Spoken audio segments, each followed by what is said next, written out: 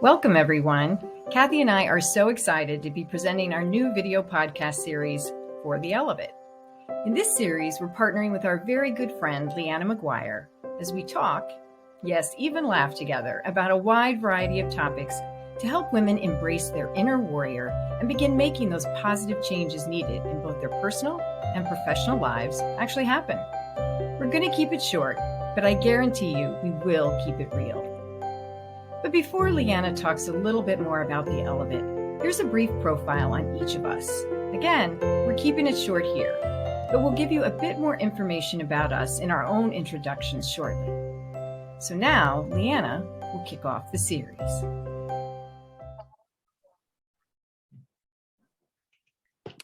Welcome to For the Elevate, and the L stands for living, learning, and leading. So I'm really excited to be with Kathy Scott and Bridget Sarikas today. I'm going to let them introduce themselves, but the purpose of this conversation is to talk about learning today is what we're going to focus on, kind of the what are we waiting for angle, which we'll get into in a second. So I'm going to let Bridget, I'll have you introduce yourself first.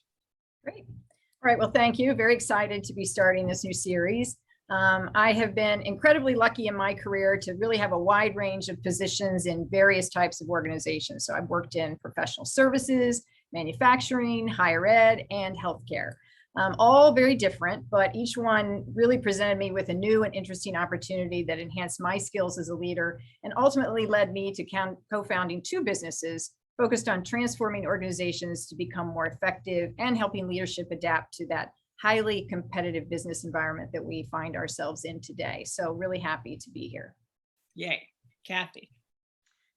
Hi, I'm Dr. Kathy Scott. Delighted to be here also. And I am a nurse by background. I started out in critical care and have been working in healthcare regulation, practice, and academic settings for a long time. And the areas I really like to focus on are around how do we keep each other whole, safe, and healthy. And that means from a patient perspective, as well as leaders and followers and team members, how do we work better together? Because healthcare is not an easy field to be in, nor are many of these other industries that we work in right now. It's a tough time. Amen. Amen. Double amen. There's a lot of folks struggling out there for sure in all different organizations and businesses. And when we talk about, because we had a little discussion offline before we started this about what are people waiting for? What are they waiting for? So this is the under learn, because it's kind of a learn and adapt approach, correct? So tell the audience some thoughts around that piece about what are you waiting for?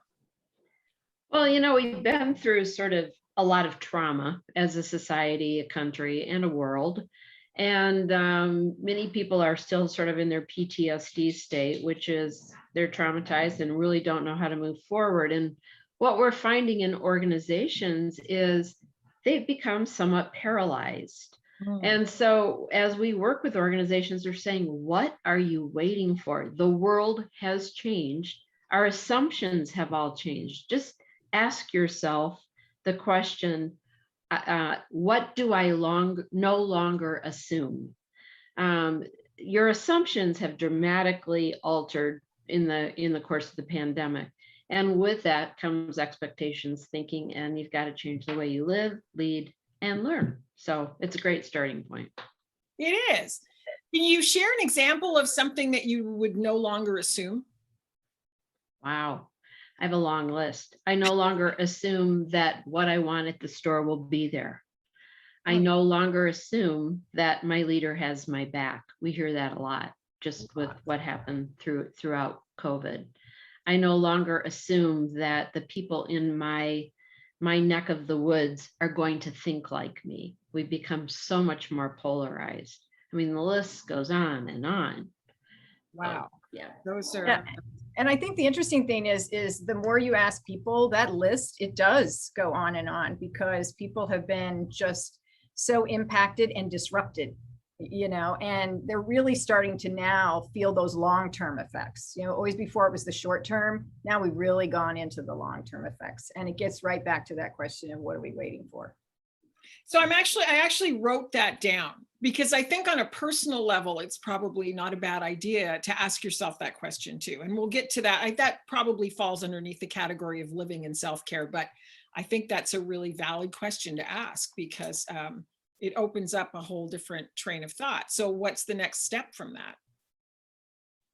Well, that's a great question. I mean, once you identify these assumptions are no longer reality, then you realize I've got to come up with some new assumptions that I can actually believe in, because those are the expectations that we have for ourselves and others. So once you unearth them, you got to replace them, which requires some kind of heavy thinking. And then what am I going to do about that? And those conversations need to happen in families, communities, and definitely in our workplaces.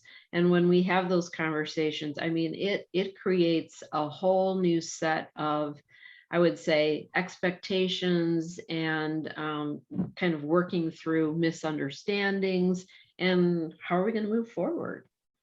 I think the beauty of that is having conversations. I mean, how many times do you work or even in your home life, things are so crazy. Do you just stop and have that conversation and say, wait a minute, these assumptions aren't the same anymore. And you can start small, but you have to start. And the perfect way to do that is really through those conversations. You don't have to fix it all, by tomorrow at 10 a.m. You can take time. No pressure. That's right. So that leads to then, once you've figured out what your assumptions no longer are, let's think about what we can safely assume. And then where does that fit into what are we waiting for? Well, so let's just talk about hybrid work models. Oh, yeah. I no longer assume that I will know all of my colleagues that work in this organization because I don't run into them. We don't have the same structures in place anymore.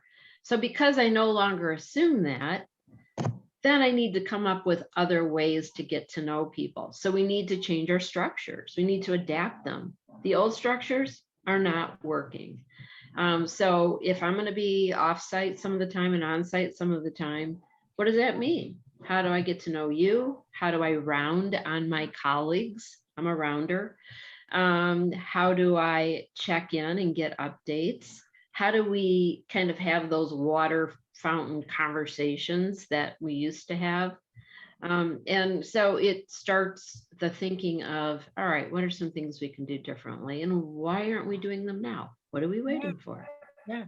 And how great is that? Because you can really put your creative minds to work and think outside the box.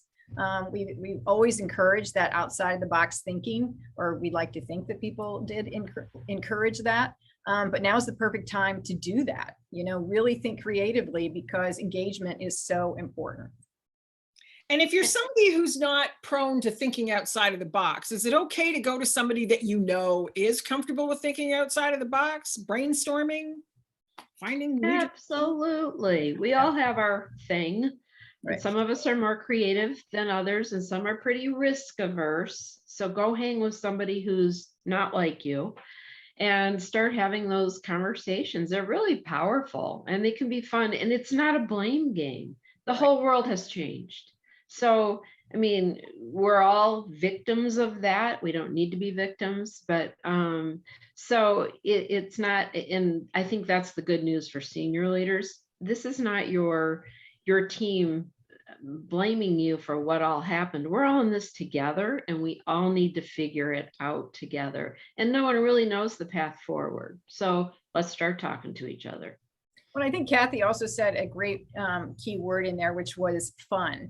You can actually have fun at work. You can have fun doing these kinds of things. And your team actually will appreciate that because it shows them that lightheartedness. It shows them that you're real and that you're really reaching out and trying to engage and pull them in, not draw them out, draw them away, right? Even in high stress situations, I would think, and my background's nursing as well. So I understand that reality and it's a high stress situation, but this approach actually, in my mind, creates an element of hope because it often is, this assumption can no longer be there. And that's affecting me in a really negative way. And then we get stuck in this place where nobody's doing anything to fix it. Right. So that's why I really like that. What are we waiting for piece? Yeah, because we have a pretty burned out, exhausted workforce. I mean, especially in healthcare, but what Bridget and I have very clearly discovered is any industry we're working in, we're hearing that. And they're tired, and you feel like you're working harder and harder, which is really not the goal. I mean, that tells you that we need to work in different ways so we can achieve our goals, but it needs to be meaningful, thoughtful. I mean, I asked the question, why are you here? Why are you on this team? What is it you think you can contribute to this team? I mean, ask questions. And if they say, I have no idea why I'm here, that's a great starting point. And we do hear that quite a bit, actually. I don't know. I got an invite to come to this team and here I am. Yeah. Like, okay, that's great. Let's talk about how we can make this something that's a value added experience. So, and for leaders too, I think sometimes it's, go on a listening tour, start asking the questions of all of your team, because you're going to be enlightened by a lot of the conversation, especially on ideas on how to engage. They've got a million of them. You just haven't asked them. And if you really draw them in with that, it's fun, it is engaging, and you're probably going to learn a little bit of something along the way, especially about that individual that you didn't know. Yeah, that's great. I really love that. Well, this opens up, just this brief conversation opens up a whole lot of different discussions that could branch off of that. Again, I've been making notes over here. So in the interest of time, and we want to keep these relatively short because we know that everybody's busy, we'll come back with more discussion elaborating on this piece, and we will work our way into the leading L and the living L. Living L. Yeah. So all living L's are important. That's right. You're absolutely right. So this is Leanna McGuire, and I'm signing off with Bridget Sarikas and Kathy Scott, and come back and see our next video for the Elevate. Sounds great. Thank you.